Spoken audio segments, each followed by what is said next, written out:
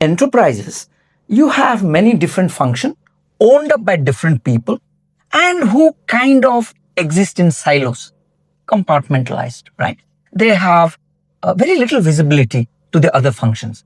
But in SME, it is so different.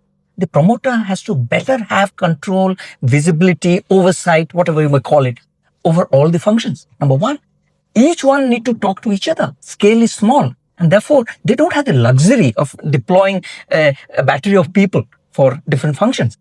At the same time, they have to be on top of everything.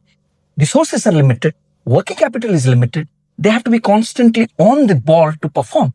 And that is where I think we have a golden opportunity to put them on rail, make them do the right things and grow, right?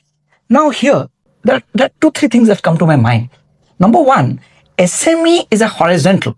Okay, what I mean by that is that, they have, all the functions very uniformly and homogeneously, they're compacted, right? That is one. Number two is more important. They're agnostic of the industry they operate in, the business as such. That means whether you're operating in healthcare or in IT, in telecom, in automation, anywhere, but the business fundamentals remain the same, right? And that is where we come in, right? We may not be domain experts, but we know how to help them to run a successful business, right? So that is a very compelling, opportunity that is before us. Very right. So most of these founders, most of these owners, they are domain experts without doubt. They have fantastic business ideas and they have a track record of success, taking it forward and bringing it to the level that they are at today. They have to be on top of every aspect of their business, and that's not by choice. That's by compulsion. And if we go in here, we can complement them and expose them to the best practices in areas where they may not be as good as they are in their particular domain.